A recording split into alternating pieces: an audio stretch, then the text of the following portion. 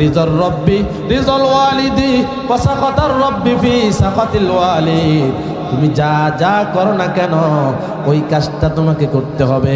তোমার মাতা পিতা যদি তোমার উপর সন্তুষ্ট থাকে, তুমি পরিপূর্ণ ইসলামে দাখিল হওয়ার কারণে আমি তোমাকে কি করলাম, তোমাকে জান্নাতের সার্টিফিকেট দিব, তোমাকে জান্নাতে প্রবেশ করাবো।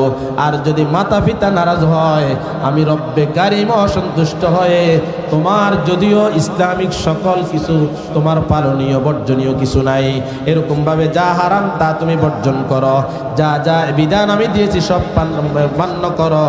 করার পরেও যদি মাতা পিতাকে সন্তুষ্ট করতে না পারো, তাহলে তোমার কপাল খারাপ, তোমার কপাল পোড়া। যারা যারা মাতা পিতার সাথে ইচ্ছা অনিচ্ছায় ভুল করেছেন, ক্ষমা চাইবেন কিনা হাত তুলে দেখান। এই কাজটা আমাদেরকে করতে হবে, নচেত আমাদের জন্য বিপদ।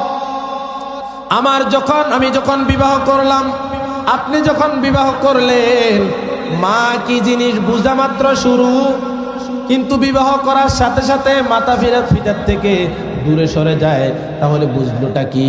যখন আপনার স্ত্রী অসুস্থ হবে, প্রেগনেন্ট হবে, সন্তান জন্ম সম্ভাবনা হবে, তখন তো আপনার স্ত্রীর কষ্ট বুঝবেন, আর ওই কষ্ট থেকে বুঝে নেবেন মা আমাকে কেমন কষ্ট করে লালন পালন করেছেন, বুকে ধারণ করেছেন। প্রথম স্টেপ।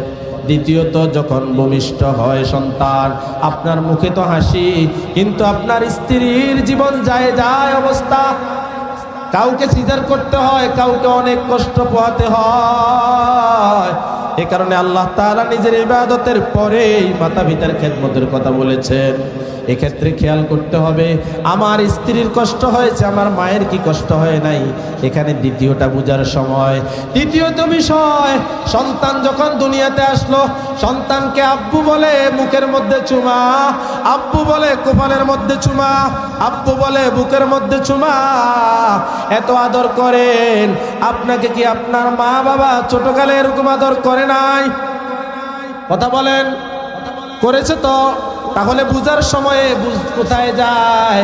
কারণ সমস্যা হলো স্ত্রীর ভালোবাসা হলো গরম, মায়ের ভালোবাসা হলো নরম। যেরকম সূর্যের আলো আর চন্দ্রের আলো, সূর্যের আলো গায়ে পড়লে গাম রক্ত শরীর হয়ে যায়, অনেক গরম লাগে, কষ্ট লাগে। আর চাঁদের আলো দেখতে ভালোই লাগে, তাকিয়ে থাকতে মন চায়। এখন মা তো মা বদদুয়া দেয় না, রাগ করে না সহজে। এ কারণে মায়ের চেহারার দিকে শুধু তাকিয়ে থাকেন, শুধু অন্যায় করে যান।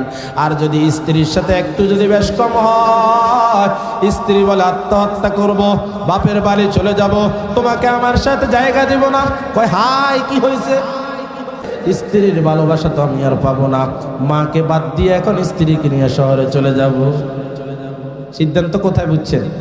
এ কারণে যদি ইলমে দ্বীন শিক্ষা দেন, কোন মাতা পিতা বৃদ্ধাশ্রমে যেতে হবে না।